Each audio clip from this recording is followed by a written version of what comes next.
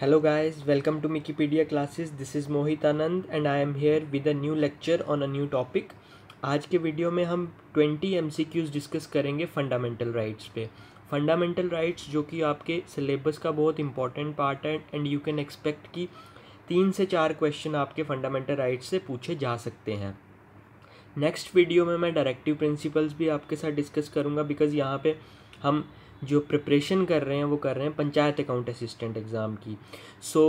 ये वीडियो पूरा देखने से पहले keep a notebook and a pen with you, क्योंकि फंडामेंटल राइट्स आई होप सबने पढ़े होंगे, अच्छे से पढ़े होंगे। बट उन फंडामेंटल राइट्स को जब हम MCQs में पढ़ते हैं तो MCQs में थोड़ा सा चीज़ें जो हैं वो ट्रिकी हो जाती हैं। वही चीज़ें समझाने के लिए I have come up with this series. 20 MCQs यहाँ डिस्कस करेंगे, एक और वीडियो में हम 20 MCQs और डिस्कस करेंगे, जिससे आपके सारे के सारे फंडामेंटल राइट्स जो हैं वो कवर हो जाएंगे। So let's start this video. सबसे पहले एक चीज़ ध्यान रखिएगा कि देखिए फंडामेंटल राइट्स आपने पढ़े हैं, अगर कोई ऐसा कॉन्सेप्ट है जहां आपको कन्फ्यूजन है या कुछ है तो उसको आप वीडियो देखने के बाद नोट डाउन कर लीजिएगा। बहुत इंपॉर्टेंट वीडियो है, लास्ट तक देखिए और चैनल को सब्सक्राइब कर दीजिए। तो चलिए स्टार्ट करते हैं। Let's take question number 1। So पहला क्वेश्चन क्या बोलता है, क्वेश्चन को बड़े ध्यान से पढ़ना इज़ वेरी इंपॉर्टेंट। ध्यान से क्वेश्चन को पढ़िए, उससे क्या होगा कि आपको जो है वो क्वेश्चन को माइंड में पूरा प्रोसेस करना है कि एग्जैक्टली पूछा क्या जा रहा है, बिकॉज नेगेटिव मार्किंग एट तो you can never take a chance. Clear, चलिए स्टार्ट करते हैं।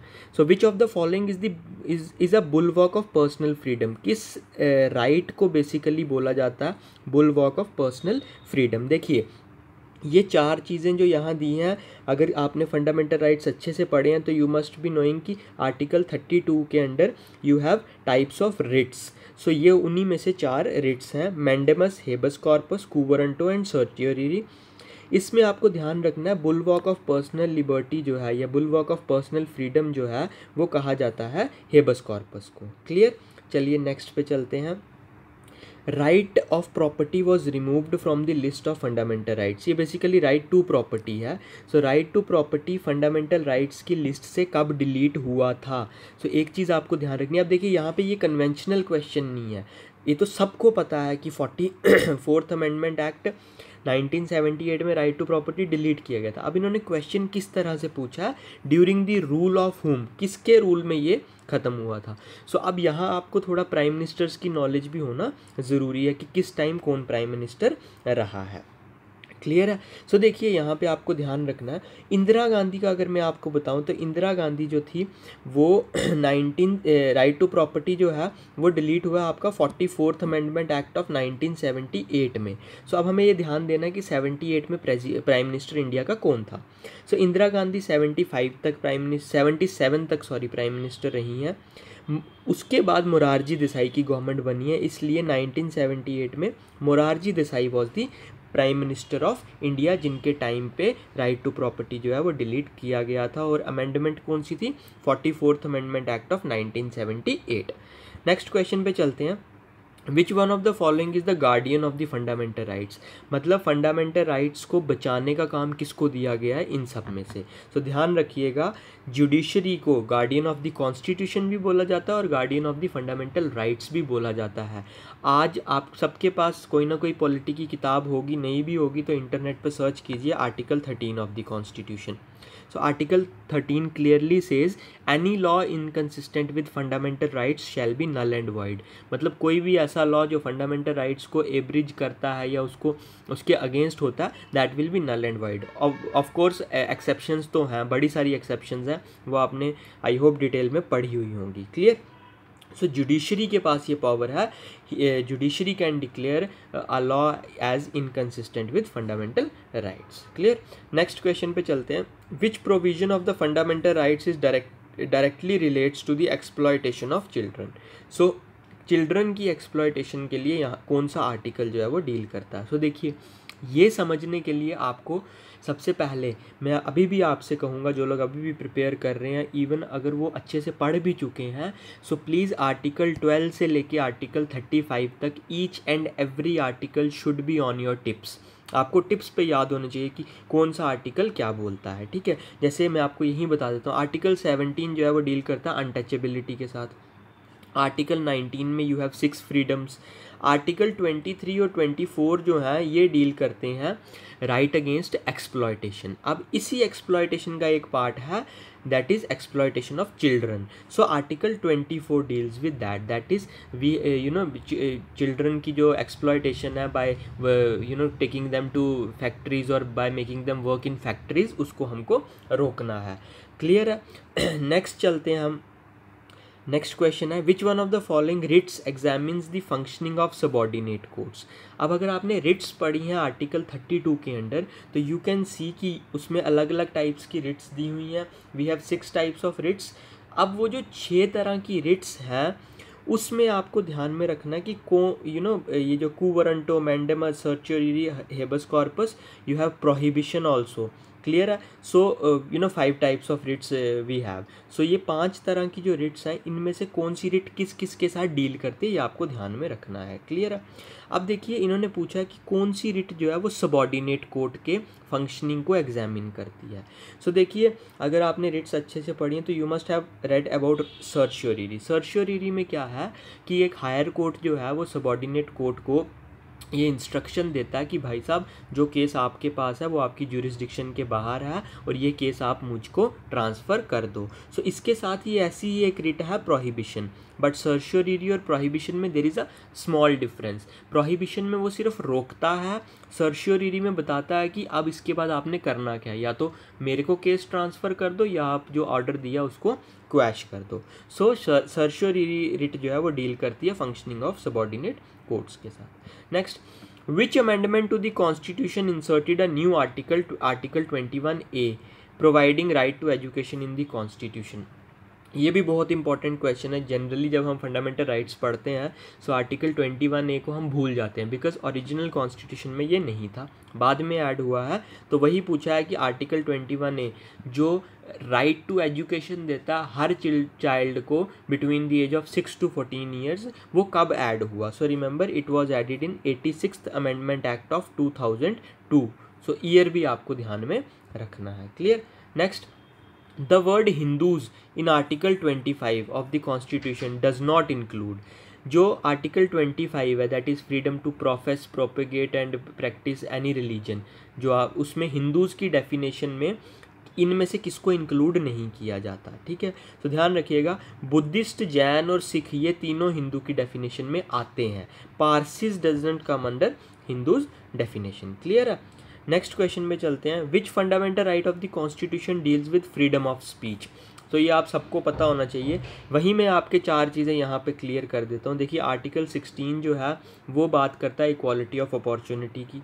आर्टिकल 18 जो है वो बात करता है अबॉलिशन ऑफ टाइटल्स की। आर्टिकल 17 जो है वो डील करता है अबॉलिशन ऑफ अनटचेबिलिटी के साथ। और आर्टिकल 19 जो है उसमें हमको 6 फ्रीडम्स दी हुई हैं जिसमें freedom of speech and expression is one such. So इसका जो राइट आंसर है वो होगा आर्टिकल 19। नेक्स्ट चलते हैं। In which supreme court case has the right to privacy been declared fundamental right. आपने सुना होगा 2017-18 में सुप्रीम कोर्ट ने राइट टू प्रिवेसी को फंडामेंटल राइट बताया था under article 21 of the constitution. So ये भी क्वेश्चन आ सकता है राइट टू प्रिवेसी किस आर्टिकल के अंडर है। So it is under article 21। अब वही केस पूछा गया कि कौन सा केस था जिसमें सुप्रीम कोर्ट ने ये जजमेंट जो है वो दी थी। सो रिमेंबर उस केस का नाम था KS Puttaswamy case. KS Puttaswamy case में राइट टू प्रिवेसी को फंडामेंटल राइट बनाया गया था under article 21 of the constitution. ठीक है। नेक्स्ट चलते हैं। Under which article high courts are authorised to issue writs for the enforcement of fundamental rights in India. So fundamental rights की enforcement के लिए आपको पता रिट्स इशू की जाती हैं, वही जो 5 तरह की रिट्स मैंने पहले आपको बताई, habeas corpus, mandamus, certiorari, quo warranto and prohibition. So ये रिट्स इशू करने की पावर हाई कोर्ट्स के पास भी है। बट हाई कोर्ट के पास जो ये पावर है वो है अंडर आर्टिकल 226 के अंडर। जो आर्टिकल 32 के अंडर हमको 5 रिट्स इशू होती हैं वो पावर सिर्फ सुप्रीम कोर्ट के पास है। यानी अगर सुप्रीम कोर्ट ने रिट इशू करनी है तो वो किस आर्टिकल के साथ डील करेगा, 32 के साथ। और अगर हाई कोर्ट ने इशू करनी है तो वो डील करेगा आर्टिकल 226 के साथ। इसमें एक और चीज़ मैं आपको बता दूं, सुप्रीम कोर्ट और हाई कोर्ट की रिट ज्यूरिसडिक्शन जो है उसमें there is a slight difference. Supreme court country का सबसे बड़ा कोर्ट होने के बावजूद भी उसकी रिट ज्यूरिसडिक्शन कम है हाई कोर्ट से। सुप्रीम कोर्ट सिर्फ फंडामेंटल राइट्स की एनफोर्समेंट के लिए रिट इशू कर सकता है, यानी जो राइट्स आपको पार्ट 3 में दिए गए हैं उन्हीं के लिए रिट्स इशू कर सकता है, जबकि हाई कोर्ट जो है वो फंडामेंटल राइट्स और अदर लीगल राइट्स के लिए भी आपको रिट इशू कर सकता है। सो ये चीज़ आप ध्यान रखिएगा। सो हाई कोर्ट की writ jurisdiction is broader then the supreme court. Next, Who was the chairman of the Fundamental Rights Subcommittee of the Constituent Assembly? So Constituent Assembly जो बनी थी उसमें फंडामेंटल राइट्स की एक सब कमिटी बनाई गई थी, उसी के चेयरमैन के बारे में क्वेश्चन है कि कौन था। So remember the right answer is JB Kripalani. JB Kripalani was the chairman of fundamental rights sub committee of the constituent assembly. Next question देखते हैं। Which fundamental right is called as the heart and soul of the Constitution by Dr. B.R. Ambedkar? So doctor Ambedkar ने किस fundamental right को heart and soul of the constitution कहा है? क्यों कहा था वो पहले बता देता हूँ। इसलिए कहा था कि बिकॉज अगर ये फंडामेंटल राइट आपके पास नहीं है तो बाकी फंडामेंटल राइट आपको मिल ही नहीं सकते। So remember the right answer is right to constitutional remedies under article 32। यही राइट है कि अगर हमारा फंडामेंटल राइट कोई छीनता है तो यही राइट आर्टिकल 32 के अंडर जो राइट टू कॉन्स्टिट्यूशनल रेमेडीज़ है ये हमको राइट देता है कि हम कोर्ट में जाके अपने फंडामेंटल राइट्स को दोबारा से इम्प्लीमेंट करवा सकते हैं। नेक्स्ट क्वेश्चन देखते हैं। Which of the following articles guarantees equality before law and equal protection of law? तो ये दो फ्रेजेस आपको याद रखने, equality before law and equal protection of law for all individuals residing within the territory of India. So कौन सा article इसके साथ डील करता है? So मैंने पहले ही आपको बता दिया 17 और 18 के बारे में। 17 अनटचेबिलिटी और 18 abolition of titles. Article 15 deal करता है आपका there shall be no discrimination on the basis of on the 5 grounds. 5 कौन से? Caste, race, sex, place of birth और रिलीजन। ये 5 ही दिए हैं जिनके बेसिस पे डिस्क्रिमिनेशन नहीं हो सकता। Article 14 of the constitution basically deals with your equality before law and equal protection of law. And remember this right, equality before law and equal protection of law, is given to both citizens and foreigners। या citizens और non citizens दोनों को ये दिया गया है जो भी इंडिया की टेरिटरी के अंदर उस टाइम पे होगा। क्लियर? नेक्स्ट देखते हैं। Which of the following is correct with respect to right against exploitation? So right against exploitation मैंने पहले बताया आपको आर्टिकल 23 और 24 डील करता है राइट अगेंस्ट एक्सप्लॉयटेशन के। सो राइट अगेंस्ट एक्सप्लॉयटेशन के साथ इनमें से कौन सा जो ऑप्शन है वो सही है? पहला क्या ऑप्शन है? Prohibition of traffic in human beings and forced labour. Exactly यही सही है। आर्टिकल 23 यही बोलता है कि ह्यूमन बींग्स की खरीद फरोख्त नहीं हो सकती और आप किसी को फोर्सफुली विदाउट पैसा दिए हुए लेबर नहीं करवा सकते। सो the right answer is answer number A. अगले भी ऑप्शन आपको बता देता हूँ। Protection of interest of minorities, ये जो है ये है कल्चरल एंड एजुकेशनल राइट्स का part, article 29-30। Equality before law जो है वो आपका मैंने अभी आपको बताया आर्टिकल 14 डील करता। और freedom as to payment of taxes for promotion of any particular religion, this is under right to freedom of religion. Clear? Next चलते हैं। Cultural and educational rights have been incorporated with the objective in the chapter of fundamental right. So cultural and educational rights जो हमारे fundamental rights में डाले गए हैं वो किसके लिए हैं? ये 4 ऑप्शन आपको दिए। To preserve Indian culture? नहीं। To evolve single culture? नहीं। To eradicate illiteracy? नहीं। The right answer is to help minorities to conserve their culture. Minorities को ये राइट प्रोवाइड करवाना कि वो अपने कल्चर को कंजर्व करके रखें, इसलिए कल्चरल एंड एजुकेशनल राइट्स जो है वो डाले गए थे। So remember cultural and educational rights सबके नहीं है, it is only for minorities, ये ध्यान रखिएगा। Next question. Which of the following statements are incorrect? इनमें से आपको बतानी है कि कौन सी स्टेटमेंट गलत है। सो ये इनकरेक्ट वर्ड ध्यान रखिएगा। हम बड़ी बार क्या करते हैं कि इसको करेक्ट पढ़े बिना या करेक्ट समझ के वो करेक्ट वाला मार्क कर देते हैं और फिर वो आंसर गलत हो जाता है। क्लियर? इनकरेक्ट कौन कौन सी है? सो एक एक स्टेटमेंट लेते हैं। The fundamental rights granted by this Indian constitution are absolute. अब अगर आपने फीचर्स पढ़े हैं तो क्लियरली वहाँ पे मैंशनड है that fundamental rights are not absolute in nature और sacrosanct in nature, they are not absolute. So पहला स्टेटमेंट गलत है। दूसरा, the fundamental rights of the Indian citizens are non justiciable, ये भी गलत है। नॉन जस्टिसिएबल का मतलब होता कि कोर्ट उसको इम्प्लीमेंट नहीं करवा सकता, बट मैंने आपको बताया आर्टिकल 32 और आर्टिकल 226 के अंडर कोर्ट रिट इशू कर सकता है। सो स्टेटमेंट 2 भी गलत है। The fundamental rights of the Indian citizens are justiciable, yes, third statement is right, and the fundamental rights of the Indian citizens protect them against the tyranny of the majority, ये statement भी गलत है। अब देखिए, अगर कभी ऐसा question आ जाए और आपको सारे स्टेटमेंट के आंसर नहीं पता, उस टाइम हम एलिमिनेशन मेथड यूज़ करते हैं। अब देखिए, इसमें से अगर आप फीचर्स सिंपली आपने पढ़े हैं तो आपको ये पता लग गया इसमें कि जो थर्ड स्टेटमेंट है ये सही है, मतलब ये जो स्टेटमेंट इन्होंने दी है ये सही है। अब यहाँ हमें पूछा कि गलत कौन सी है, इसका मतलब थर्ड गलत नहीं है। तो देखिए ऑप्शन में ए में भी थर्ड है, बी में भी थर्ड है, सी में भी थर्ड है, ये तीनों ही ऑप्शन एलिमिनेट हो जाएंगे। सो the right answer will be D. क्यों? क्योंकि थर्ड स्टेटमेंट करेक्ट है और हमें इनने पूछा इनकरेक्ट कौन सी है, इसलिए पहले तीनों ऑप्शन जो है वो एलिमिनेट, फोर्थ ऑप्शन रहेगा 1, 2 एंड 4। अब मैं बताता हूँ यहाँ पे सही क्या है।